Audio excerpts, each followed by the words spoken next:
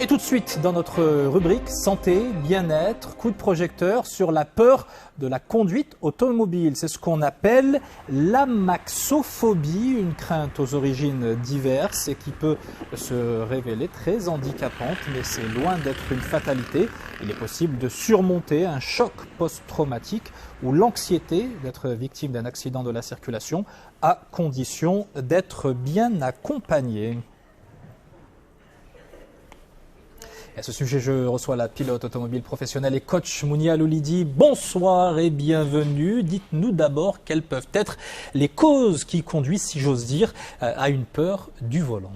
Bonsoir Ouedia, je vous remercie pour l'invitation. Alors effectivement, concernant les causes de la peur de conduire, qu'on appelle amaxophobie, donc la phobie de conduire, on a tout d'abord les personnes qui vivent un stress post-traumatique du fait d'avoir vécu un accident, donc soit qu'elles l'ont provoqué, soit que ces personnes-là ont été spectatrices de cet accident-là, ou bien encore elles ont été victimes. Et on a un autre aspect dans le sens où ces personnes-là, il y a des personnes qui n'ont jamais vécu un accident, mais qui présentent une peur de conduire, donc ont du mal à passer une espèce de phobie innée sans même avoir subi des choses traumatisantes. Voilà, tout à fait, exactement. Et donc c'est lié à différentes... il y a une source, il y a une origine à tout ça. Alors vous, quand vous prenez en charge ce genre de personnes, quels sont les éléments sur lesquels vous mettez l'accent? Comment est-ce que vous essayez de les débarrasser de cette phobie? D'accord. Alors effectivement, ce qu'il faut comprendre déjà, c'est que en tant qu'être humain, on fonctionne à 95% de notre inconscient et 5% seulement de notre conscient. Et dans ces 95, il y a un bagage émotionnel que traîne la personne avec elle depuis sa tendre enfance et qui est lié à son éducation. Alors l'éducation parentale, l'éducation environnementale, l'éducation scolaire. Et ces personnes-là, arrivées à une période de leur vie, elles peuvent vivre un climat anxiogène, elles peuvent vivre une phase de dépression. Et justement, lorsqu'elles arrivent, elles ont identifié quelque chose qui ne va pas en elles.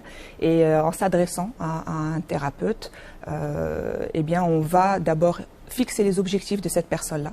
Ensuite, on va aller identifier l'origine de cette peur, d'où est-ce qu'elle vient. Nous allons ensuite effectivement définir quelles sont les croyances, identifier les croyances limitantes, soit que c'est justement un traumatisme qui a été vécu, ou bien il y a des croyances limitantes qui viennent bloquer. La personne, une fois qu'elle a pris conscience de ces problématiques, de l'origine de son problème, on vient faire un travail de libération de ces traumatismes, de ces phobies, de toute cette origine-là, de tout ce qui a pu générer cette peur. Et ensuite, on peut accompagner la personne. Et se mettre concrètement derrière un volant. Le fait que vous soyez, je le disais, pilote automobile professionnel, est-ce que ça rassure les gens que vous avez en face de vous? Et quel avantage ça vous donne vis-à-vis d'autres thérapeutes qui ne le seraient pas?